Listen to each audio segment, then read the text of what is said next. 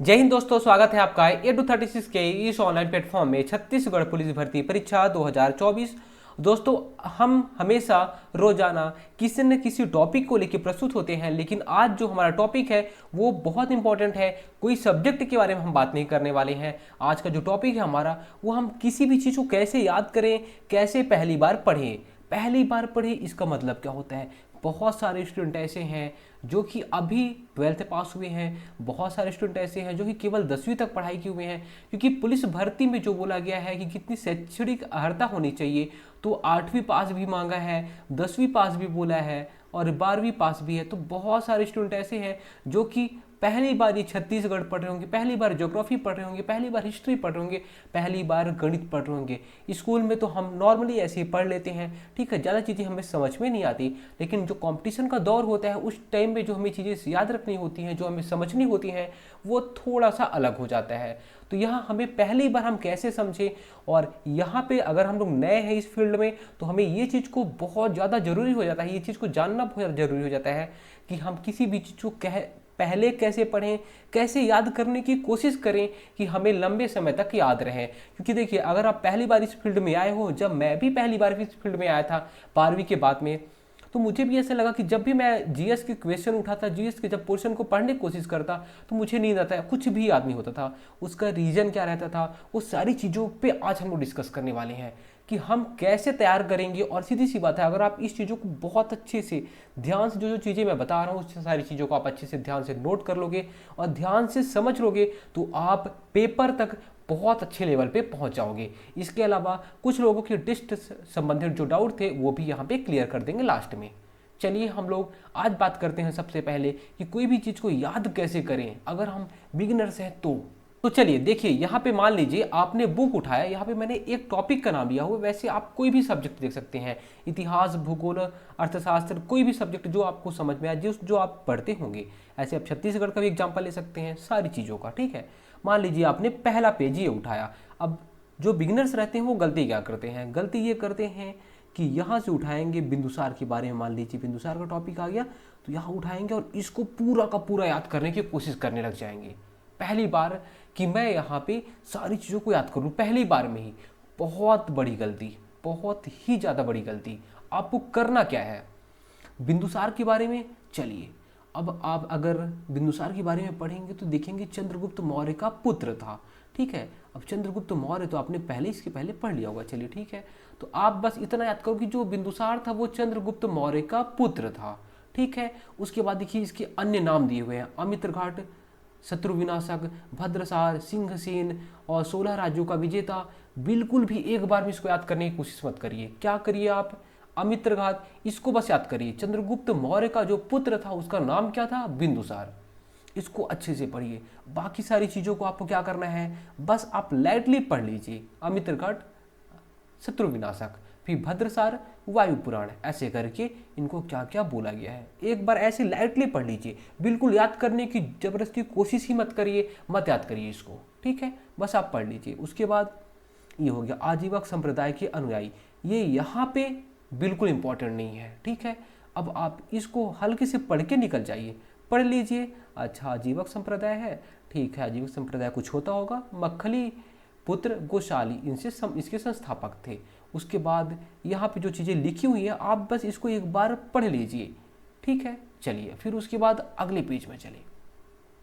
ये हो गया फिर मेगास्थनीज के बारे में। मेगास्थनीज, अच्छा, इन्होंने एक पुस्तक लिखा है। इस पुस्तक का नाम क्या है? इंडिका। ये बहुत इंपॉर्टेंट फैक्ट है, इसको आप याद कर लीजिए। जो आपको पहली बार में ही याद हो जाए, जो आपको फर्स्ट टाइम में ही याद हो जाए, है ना, वो चीज़ें बहुत इंपॉर्टेंट होती हैं। हमेशा याद रखना कि जो चीज़ें आपको पहली बार में याद हो जाती हैं, आप नॉर्मल पढ़िए, याद करने की कोशिश बिल्कुल मत करिए, बिल्कुल भी मत करिए। बस एक बार आप उसको रीड करिए, पहला काम, ठीक है। पुस्तक इंडिका।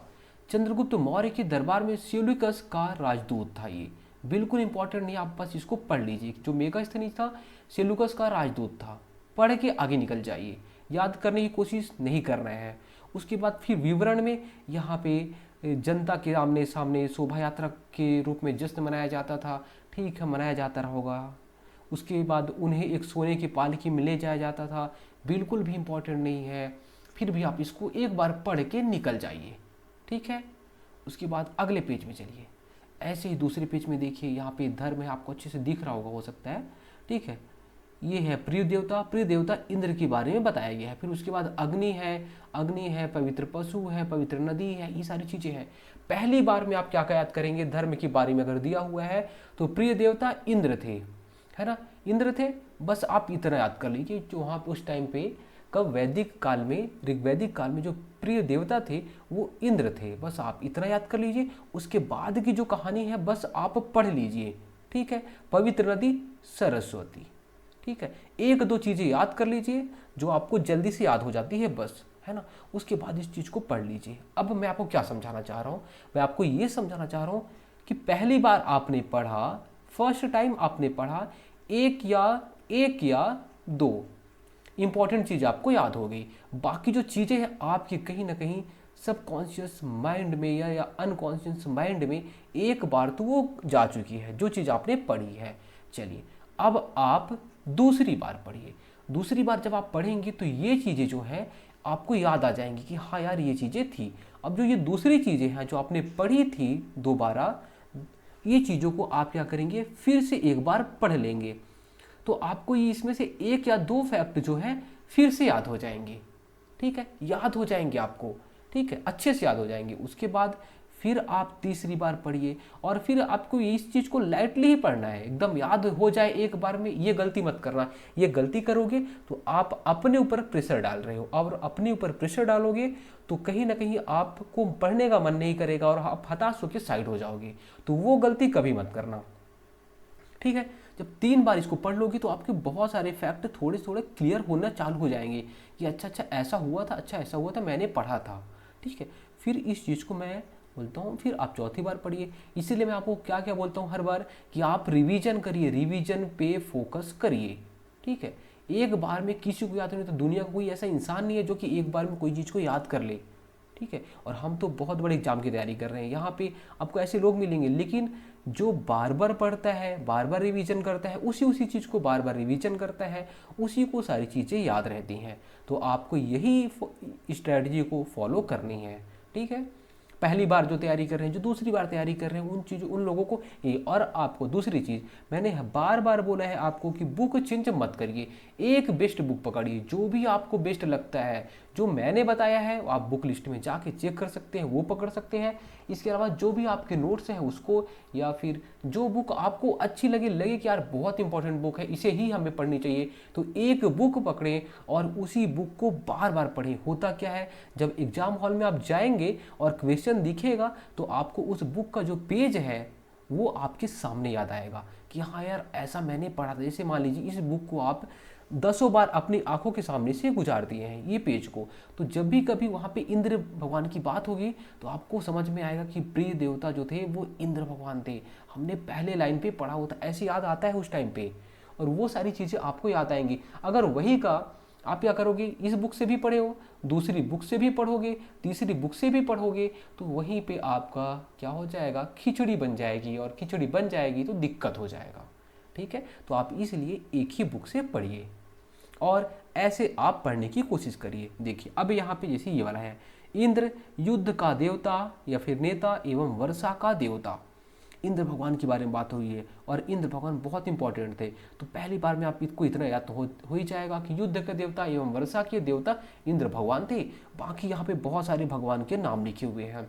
तो आप क्या करेंगे, सारे भगवान को एक बार में याद ही मत करिए, बस आपको यहाँ पे जितने इंपॉर्टेंट लग रहे हैं, जैसे कि देव आकाश का देवता सबसे प्राचीन थे, तो आप इनको थोड़ा सा एक बार अच्छे से पढ़ लीजिए। बाकी सारी चीज़ों को ऐसी आंखों के सामने से गुजार दीजिए, बाकी जाने दीजिए। फिर आप जब दोबारा पढ़ेंगे 1 दिन बाद 2 दिन बाद, लेकिन ज़्यादा दिन यहाँ पे गैप नहीं करना है, 2 से 3 दिन के अंदर फिर से इस चीज़ को ऐसी इनलाइटली पढ़ लेना है। चलिए उसके बाद अब मान लीजिए हम छत्तीसगढ़ की बात करते हैं। जब छत्तीसगढ़ की बात करते हैं तो भी हमें क्या करना है, सबसे पहले सबसे ईजी वाले फैक्ट देखिए, सबसे ईजी, जो भी आपको इजी लगता है उसकी बात कर रहा हूँ। सबसे इजी आपको क्या लग रहा है, छत्तीसगढ़ राज्य 1,35,194 वर्ग किलोमीटर के क्षेत्र में फैला है, ठीक है। यहाँ पे छत्तीसगढ़ का क्षेत्रफल मिल गया। एक बार में याद हो जाए तो अच्छी बात है, नहीं याद होता तो भी अच्छी बात है। फिर 2011 के अनुसार यहाँ की जो जनसंख्या है 2,55,00,000 है। बिल्कुल याद हो रहा है तो अच्छी बात है, नहीं हो रहा है तो भी अच्छी बात है। उसके बाद वर्तमान छत्तीसगढ़ मध्य प्रदेश राज्य से अलग होकर 1 नवंबर 2000 को अस्तित्व में आया। एक बार में याद हो जाएगा वैसे, क्योंकि हम लोग इसी टाइम पे राज्योत्सव मनाते हैं। नहीं याद होता है तो भी कोई बात नहीं, बस आप इसको पढ़ लीजिए। उसके बाद छत्तीसगढ़ विद्युत और स्टील के उत्पादन की दृष्टि से महत्वपूर्ण केंद्र है ऐसा। फिर उसके बाद यहाँ पे देखिए बहुत सारी चीज़ें लिखी हुई है। तो यहाँ पे आप देखेंगे छत्तीसगढ़ राज्य की राजधानी रायपुर है, ये तो आपको एक ही बार में याद हो जाना चाहिए और याद हो जाएगा। फिर उसके बाद आप देखेंगे मुख्यतः व्यापार, अर्थव्यवस्था एवं प्रशासन का केंद्र है। बिल्कुल भी इंपॉर्टेंट नहीं है, आप इसको पढ़ के निकल जाइए। और ये हमारे एग्जाम में ना तो आएगा और ना तो हमें ऐसी चीज़ों को याद करने की कोशिश करनी चाहिए। ठीक है, तो जब आप पढ़ते हैं तो दो चीज़ों में चीज़ों को बांटने की कोशिश किया करिए। एक चीज़ जो इम्पॉर्टेंट है और इजी है, पहले आप उन चीज़ों को करिए, इंपॉर्टेंट और इजी चीज़ों को कर लीजिए। उसके बाद जो चीज़ें आपको लग रही हैं कि ये इंपॉर्टेंट भी है, थोड़ा टफ है, तो उसको आप दूसरे सेक्शन में डाल दीजिए और उसको आप बस आप आंखों के सामने से गुजार दीजिए। बस आप ऐसे ही करते जाएंगे तो जो ये चीज़ें हैं ये भी कहीं ना कहीं आप देखेंगे इजी और इम्पॉर्टेंट चीज़ों में यहाँ पे इंक्लूड हो जाएंगी और आपका एग्ज़ाम आराम से निकल जाएगा और आपको पढ़ने में मजा आने लग जाएगा। बहुत एक स्टूडेंट की मैं कहानी बताता हूँ। वो स्टूडेंट बहुत ही वीक था, अचानक से वो 2 साल, लगभग वो 1 साल के आसपास वो तैयारी किया बहुत अच्छे से। लाइब्रेरी में जाके 10 से 12 घंटे तक वो पढ़ाई किया है लड़का, लेकिन उसका रिजल्ट बहुत वीक आता था। गलती क्या थी कि वो दूसरे स्टूडेंट के संपर्क में आया और वो हर चीज़ को बहुत ज़्यादा डीप में पढ़ने की कोशिश किया, बहुत ज़्यादा डीप में पढ़ने की कोशिश किया। कहीं ना कहीं वो अपने ऊपर प्रेशर डालने की कोशिश किया कि मुझे याद होना चाहिए। और आपको ऐसे ही बहुत सारे सब्जेक्ट पढ़ने हैं और आप पहली बार ही खुद, अब अगर मैं आपसे क्वेश्चन करता हूँ कि मैं आपको बोलता हूँ कि चलिए आप 1500 मीटर की रेस लगा दीजिए, या फिर मैं बोलता हूँ कि चलिए आप 100 मीटर की रेस लगाइए, और आप अभी ढंग से चल भी नहीं पाते हैं, तो आप 100 मीटर की रेस कैसे लगा पाएंगे? बिल्कुल नहीं लगा पाएंगे। अगर मैं आपको बोलता हूँ कि आपको 10 किलोमीटर की रेस लगानी है, तो आपको पहले क्या करना पड़ेगा? पहले आप अगर अभी भी तैयारी करना स्टार्ट किए होंगे तो आप पहले दिन, दूसरे दिन जाके ग्राउंड में पैदल चले होंगे, तीसरे दिन आप हल्का हल्का वार्म अप किए होंगे, फिर चौथे दिन थोड़ा सा ज़्यादा रनिंग किए होंगे। बस यही स्ट्रेटजी यहाँ पे भी फॉलो करिए, ज़बरदस्ती मत करिए कि मुझे ज़बरदस्ती याद करना है। ये चीज़ को फॉलो करेंगे बहुत फ़ायदे में रहेंगे और ये चीज़ें आपको एग्जाम के टाइम में ज़रूर याद आएंगी कि ऐसा किसी ने बोला था जो मुझे याद आ रहा है। और कॉन्फिडेंस भी आपको तभी आएगा जब आपको चीज़ें याद रहनी चालू हो जाएंगी। अगर वही आप एक ही बार में डीप में जाके पढ़ने की कोशिश करेंगे और एकदम कि हाँ यार मुझे याद ही हो जाए, तुरंत याद ही हो जाए, वैसे करने की गलती करेंगे तो बहुत प्रॉब्लम में आ जाएंगे। ठीक है, तो आपको बस इजी चीज़ें पढ़नी है और इम्पॉर्टेंट चीज़ें पढ़नी है। वही एग्जाम में आता है, वही हर जगह आता है। हम लोग फालतू में जाकर डीप में पढ़ने की कोशिश करते हैं। ठीक है, जब आपको इजी आने लग जाएगा तो आप डीप में, आपका दिमाग खुद ही चलने लग जाएगा कि हाँ यार मुझे थोड़ा सा और जानना चाहिए। तो जब तक हमें इजी चीज़ें याद नहीं होती तब तक हमें टफ में जानने का कोई फ़ायदा नहीं है। चलिए अब टेस्ट वालों की बात कर लेते हैं। टेस्ट में ऐसा कई लोग पूछ रहे थे कि सर जो आप पढ़ाए हो क्या वहीं से आएगा? देखिए वहाँ से बहुत सारी चीज़ें कवर हो चुकी हैं, तो चांस है कि वहाँ से क्वेश्चन बन जाएगा आपसे। लेकिन क्वेश्चन ऐसा नहीं है कि जो मैं एमसीक्यूज में कराया हूँ वही आएगा या फिर जो मैं थ्योरी में कराया हूँ वही आएगा। लेकिन इतना तो पता है कि 80 से 90% क्वेश्चन आप अगर अच्छे से पढ़ लोगे उस चीज़ों को तो कवर कर लोगे। और इसके अलावा मान लीजिए कि ऐसा कोई टॉपिक है जो मैंने अभी कराया ही नहीं है, ऐसा कोई टॉपिक जो मैंने अभी ना तो थ्योरी में कराया है ना तो एमसीक्यूज में कराया है, और फिर भी मैं उसको टेस्ट में दे रहा हूँ, तो आपको करना क्या है, उस टॉपिक को आप देखिए और जिस भी बुक से आप पढ़ते हैं उस बुक से आप लाइटली ऐसे ही पढ़ लीजिए जैसे मैंने अभी आपको बताया है।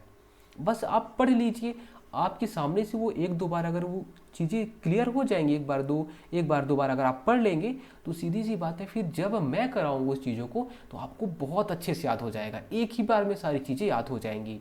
और सीधी सी बात देखिए, मैं अभी अकेला हूँ, मुझे अकेले के लिए बहुत सारे काम रहते हैं, मुझे पीपीटी बना, फिर रिकॉर्ड करना, सारी चीज़ें, तो मैं सारे सब्जेक्ट तो अचानक से कंप्लीट करा नहीं पाऊँगा, ये सीधी सी बात आपको पता ही होगा।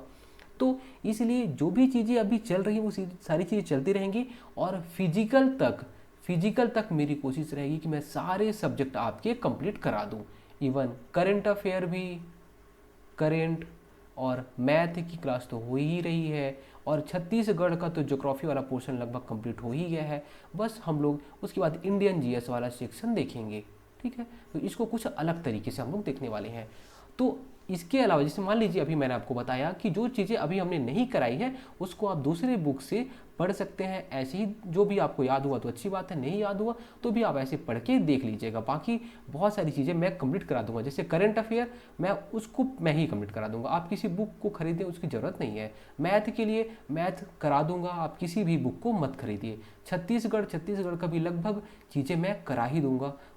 और इसके अलावा इंडियन जीएस वाला जो पोर्शन है उसमें थोड़ा सा टाइम लग सकता है, तो उसके लिए मैंने आपको जो बुक बताई है वो आप फॉलो कर सकते हैं। और इसके अलावा क्या डाउट है, इसके अलावा लोगों का डाउट है कि सर फीस कितना है, या क्या फीस जो है हमारा कितना है फीस। पहले आपको ये पता होना चाहिए 101 रुपये है। और ये फीस जो रखा गया है उसका रीज़न यही था कि यहाँ पे सीरियस लोग आए। अगर केवल और केवल मैं वहाँ पे, देखिए पहली बात तो 15 टेस्ट है, इतना कम फीस में 15 टेस्ट कोई लेता नहीं है, कोई भी नहीं ले सकता, ठीक है। मेरा पर्पस ये है कि वहाँ पे सीरियस लोग आए। अगर मैं फ्री कर दूंगा तो सीधी सी बात है, जब आपका मन करेगा तो आप टेस्ट दोगे, जब आपका मन करेगा तो आप तैयारी करोगे, जब आपका मन करेगा जो आपको टारगेट मिला हुआ है तो उस टारगेट को अचीव करने की कोशिश करोगे, नहीं मन करेगा तो आप नहीं करोगे। तो इसलिए अब जब आप पैसा दे रहोगे तो आपके ऊपर एक जिम्मेदारी रहेगी कि मैंने फीस दिया है तो मुझे तैयारी करनी है, इसलिए मैं सीरियस स्टूडेंट के लिए ये टेस्ट सीरीज लाया हूँ, ठीक है। अब इसके अलावा ये फीस वाली बात हो गई यहाँ पे। तो ये टोटल 15 टेस्ट का फीस है। आपको ऐसा नहीं है कि एक टेस्ट में दे दिया फिर दूसरे टेस्ट के लिए 101 फिर से देना पड़ेगा, ऐसा कुछ भी नहीं रहेगा, ठीक है। चलिए इसके अलावा और जो भी आपको पीडीएफ मिला है टोटल 15 टेस्ट का, ठीक है। तो ये जो 15 टेस्ट का पीडीएफ मिला हुआ है आपने देखा होगा, तो उसके OMR शीट को जाइएगा और फोटो कॉपी करा लीजिएगा, कहीं भी फोटो कॉपी करा लीजिएगा। तो फिर जब भी आपको जब पहला टेस्ट होगा तो वहीं पे गोला लगाना है और वहीं पे आपको देखना है कि क्या राइट है क्या रॉन्ग है, ठीक है। दोस्तों उम्मीद करता हूँ सारी चीज़ें आपको समझ में आ गई होंगी। अगर इसके अलावा भी कोई डाउट रहता है तो आप इस नंबर पे मैसेज कर सकते हैं 9131622064 पे। धन्यवाद।